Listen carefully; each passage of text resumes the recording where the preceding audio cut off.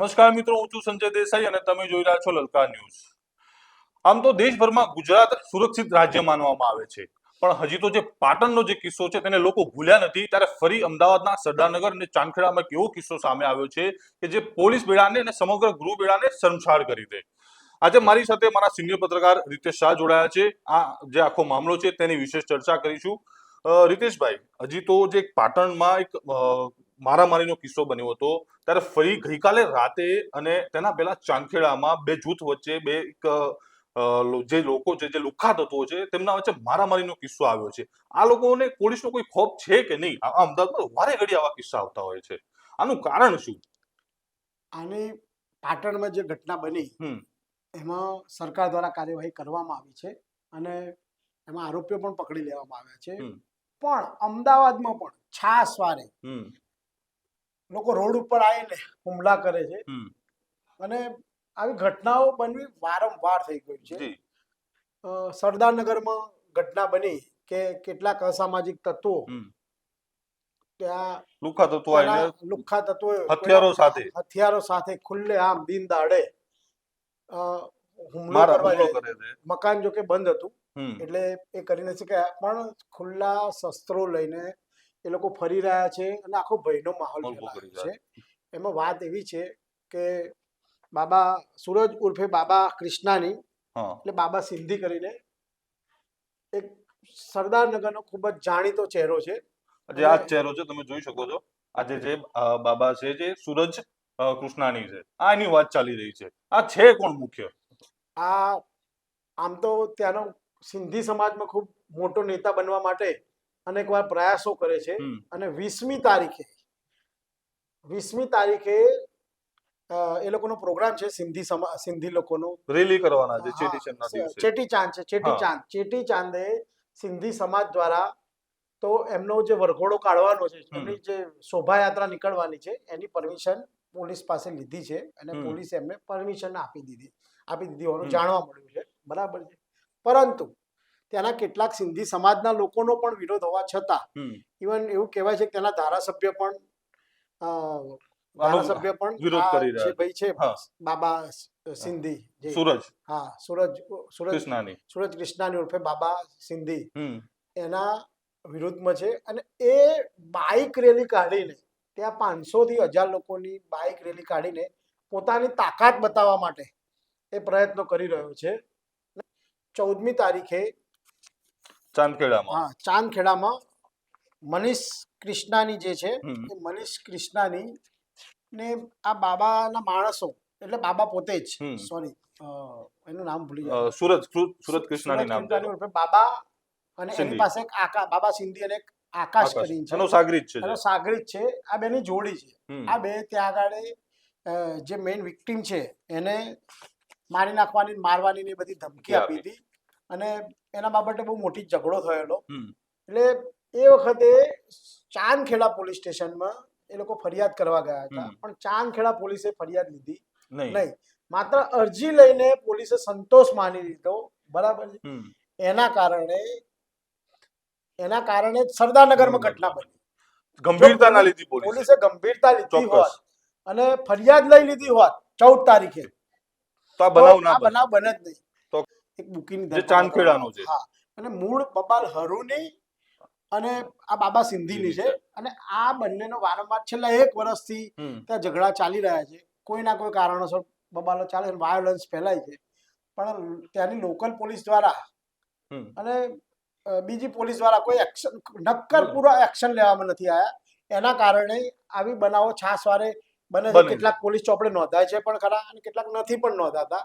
એટલે આ બાબા સિંધીએ અગાઉ નરેશ શર્મા નામના એક વેપારી પર હુમલો કરેલો અને એ ઘટના છેક સરકાર સુધી ગાજી હતી અને ત્યારબાદ એના વિરુદ્ધ ફરિયાદ દાખલ કરવામાં આવી હતી, ખંડણીની ને એ બધી ફરિયાદ દાખલ કરવામાં આવી હતી।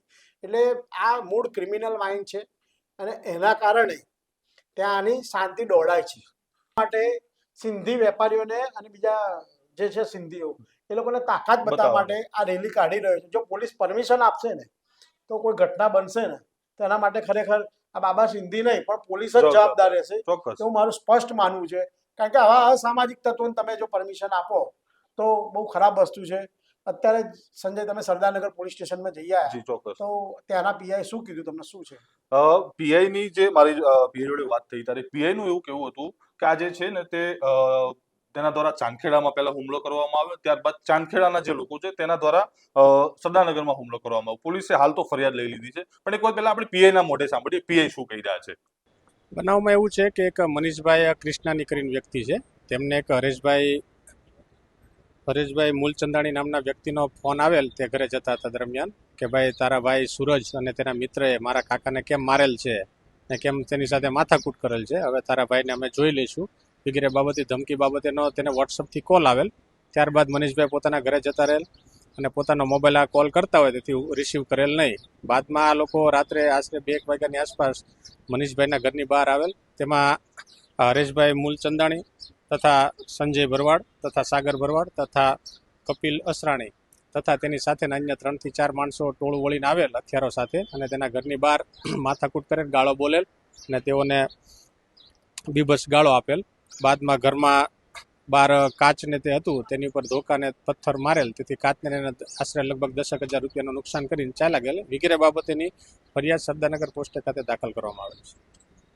ફરિયાદ લીધા બાદ હવે શું આપણી પોલીસની શું કાર્યવાહી કરવામાં તુરંત રાત્રે મોડી રાત્રે ફરિયાદ દાખલ થયેલ હતી, તેથી તુરંત ત્યાં ડિસ્ટાફના માણસોને મોકલી સદરુ આરોપીઓને હસ્તગત કરવા સારુંની તજવીજ શરૂ છે અને તમામ આરોપીઓ વહેલી તકે પકડી લેવામાં આવશે.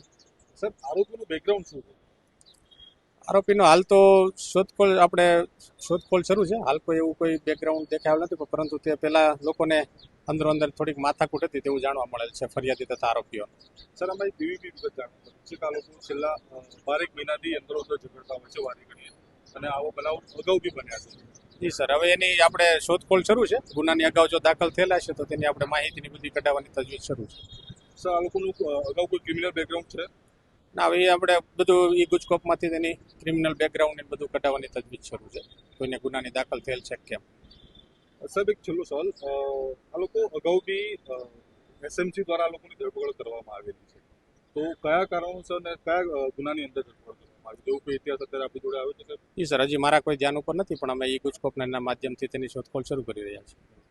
સાહેબ, આ લોકો હવે ચેટીચંદ આવી રહી છે, આ સિંધી છે, તો આ લોકો રેલી કરવાના છે, તેની કોઈ માહિતી કોઈની કોઈ પરમિશન લેવામાં આવી છે કે આપવામાં આવી છે પોલીસ? કોઈ હવે હાલ પૂરતી તો મારા ધ્યાન ઉપર કોઈ એવી અરજી આવેલ નથી, પરંતુ જો અરજી આવશે તો તેની આગળની કાર્યવાહી કાયદેસરની કાર્યવાહી કરવામાં આવશે.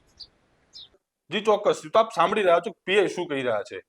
તે એવું કહી રહ્યા છે કે હજી તો અમને જે રેલી છે તેની જાણ થઈ નથી, પણ જો જાણ થશે તો તે પ્રકારે અમે જે અમારા એક્શન જે લેવાનું છે તે લઈશું, પણ જો પરમિશન આપીને તો તેની જવાબદાર પોલીસ રહેશે. હવે જે રીતેશભાઈ, આના સિવાય એક પેલો જે એક જ મિનિટ સંજય, તમને રોકું છું. જો પોલીસે પરમિશન નથી આપી તો આ બોર્ડ ક્યાંથી વાગ્યા? સરદારનગરમાં તમે તપાસ કરશો, નોબલનગર ને બધે, તો આ ભાઈએ બધે મહાબાઇક રેલીના બોર્ડ મારી દીધા છે. એટલે પોલીસ સાચું બોલી રહી છે ખોટું, એ પણ એક મોટો પ્રશ્ન છે. તો આ જે બોર્ડ છે તે પોલીસના નજરે નહીં આવ્યા હોય, તેમના એરિયામાં જ બોર્ડ મારવામાં આ વિસ્તારમાં ઘણી બધી જગ્યાએ માર્યા છે કે આ મહાબાઇક રેલી છે, બરાબર છે, તમને મને અને બીજા લોકોને દેખાતા હોય તો આ પોલીસને કેમ નથી દેખાતા? જો એની રેલીની પરમિશન ના મળી હોય તો પછી આ બોર્ડ મારે છે તો એ કાયદાનું ક્યાંક ને ક્યાંક ઉલ્લંઘન કરે છે, તો શું પોલીસ એના વિરુદ્ધ એ કાર્યવાહી કરશે? ચોક્કસ. રીતેશભાઈ, આના બીજા ફોટાઓ તમને બતાવવા માંગીશ અને લોકોને ખાસ કરીને બતાવવા માંગીશ કે જ્યાં માણસ છે ને તેના આ તો બરાબર છે, પણ જે સેલિબ્રિટી લોકો હોય, જેમ કે ઈશાન કિશન ક્રિકેટર છે, તેમની સાથે પણ આ ભાઈનો ફોટો છે, હું બતાવવાનો ટ્રાય કરીશ. આ તો તે જે રેલી કરવાનો જો 20 તારીખે તેની વાત થઈ, પણ રીતેશભાઈ આ જે શખ્સ છે ને બાબા સિંધી, તેના અનેક ફોટા વાયરલ થયા છે, વિડીયો વાયરલ થયા છે. તેમાંનો એક આ ફોટો છે, તમે જોઈ શકો છો કે આ જે ક્રિકેટર ઈશાન કિશન છે તેના સાથે ફોટો છે. તમે જોઈ શકો છો કે આવા અનેક સેલિબ્રિટી સાથે, ઘણીવાર તો અમુક નેતાઓ સાથે આ ફોટા પડાવે છે. આ એક ગુંડો છે, તેના ફોટા એક સેલિબ્રિટી સાથે પડાવવા એ કેટલું યોગ્ય છે? ને સેલિબ્રિટી સાથે તો બરાબર છે, પણ જે નેતાઓ છે તેમની સાથે તેના ફોટા વાયરલ થવા તે કેટલું યોગ્ય છે? એ શરમજનક વસ્તુ છે કે નહીં? ના, ઘણી જ શરમજનક વાત છે. અને બાબા સિંધી જે છે, મેં તમને અગાઉ બી કીધું કે એના ઉપર અનેક ફરિયાદો દાખલ થયેલી છે, અને સિંધી ઉપર પોલીસ કોઈ એક્શન નહીં લે તો એ દિવસે ને દિવસે મોટો થશે, અને પછી આ પોલીસ માટે જ માથાનો દુખાવો બનશે. પોલીસ જ તેને મોટો કરી રહી છે. હા, તો એવું થયું ને. હા, જો પોલીસ એક્શન નહીં લે તો આ મોટો થઈ જશે. થોડો છે તો ખરા જ ક્રિમિનલમાં. ત્યાં સરદારનગરમાં એનું એક અસામાજિક ગુંડા લુખ્ખો તત્વો છે જ. તત્વો તરીકે એનું નામ છે જ. હમ. પણ જો હજુ પણ પોલીસ કોઈ કાયદેસરની વ્યવસ્થિત કાર્યવાહી નહીં કરે તો આવનારા દિવસોમાં એના માઠા પરિણામો જોવા મળશે. કોઈ મોટી ઘટના બનશે તેનું કોઈ પોલીસ પછી તેના માટે જવાબદાર રહેશે. હા, એના માટે પોલીસ ઉપર ફરીથી માછલા ધોવાશે. ચોક્કસ.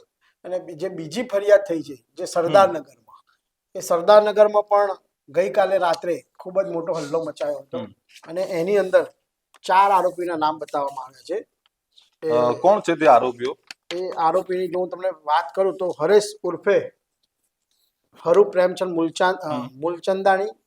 આ હરુની અગાઉ ક્રિકેટ મેચના બુકી તરીકે એસએમસી દ્વારા ધરપકડ કરવામાં આવી હતી. આ ઉપરાંત બીજો છે સંજય ઉર્ફે બોડો ભરવાડ, સાગર ઉર્ફે બોબડો ભરવાડ, કપિલ મનોહર આસાણી ઉર્ફે કપિલ.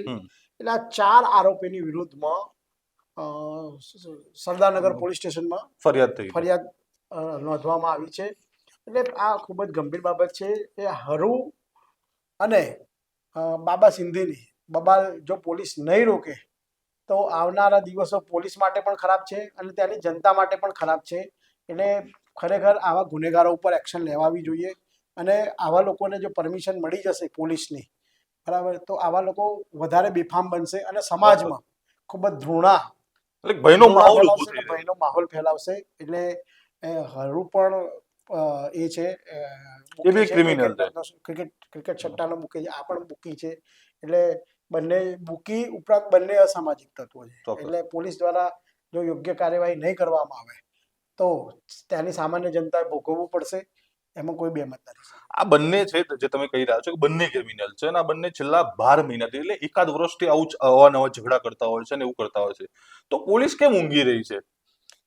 આમાં પોલીસ પણ ક્યાંક ને ક્યાંક કોઈક અંશે મળેલી હશે. બધા પોલીસ વાળા નહીં મળેલા હોય, પરંતુ અમુક પોલીસ વાળા 100% મળેલા હશે. એના કારણે જ આવા અસામાજિક તત્વો ફૂલ્યા ફાલ્યા હોય છે અને એમની સમાજમાં ધાક બેસાડવા માટે એ લોકો ધાક બેસાડી રહ્યા છે.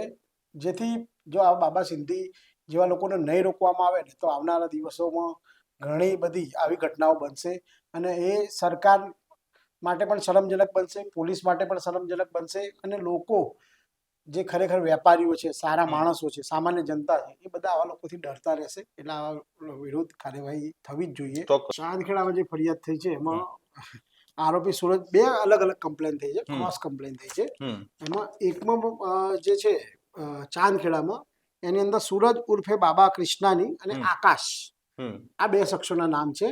અને એ આકાશ જે છે, આકાશે અગાઉ સરદારનગરના જ કોઈ વેપારીને ધમકી આપી હતી. લોરેન્સ બિશ્નોઈના નામે ખંડણી માંગી હતી અને એ અગાઉ જેલમાં ગયો હતો અને જેલમાં એ વખતે એ લોરેન્સ બિશ્નોઈને અથવા એના કોઈ સાગરીતને મળ્યો હતો, એનાથી પ્રભાવિત થયો હતો આકાશ.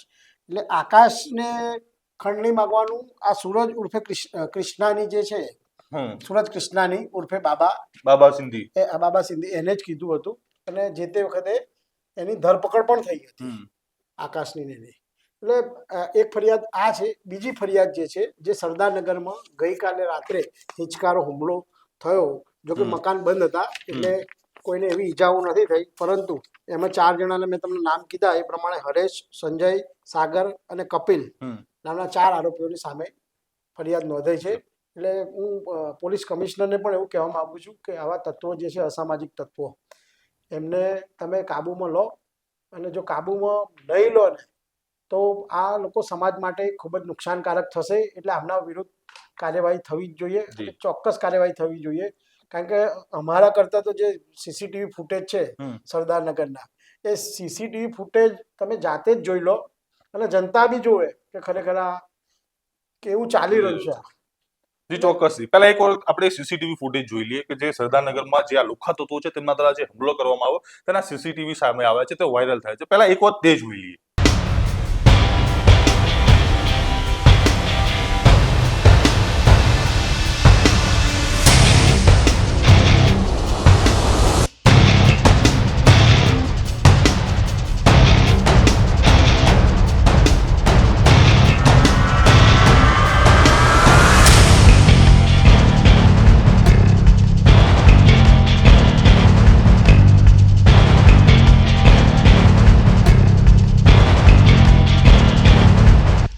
ચોક્કસથી આપણે આ સીસીટીવી જોવા તેમાં ચોખ્ખું દેખાઈ રહ્યું છે કે આ લુખ્ખા તત્વો કેવો આતંક મચાઈ રહ્યા છે.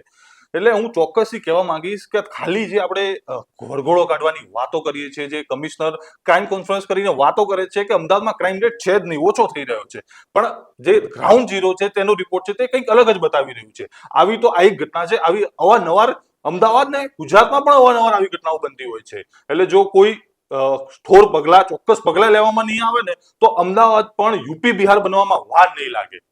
મિત્રો, તમારો શું અભિપ્રાય છે આને લઈને તે અમને કમેન્ટ બોક્સમાં જરૂરથી જણાવજો અને અમારી ચેનલ હલકા ન્યૂઝને લાઈક, શેર અને સબસ્ક્રાઇબ કરવાનું ભૂલતા નહીં. આભાર.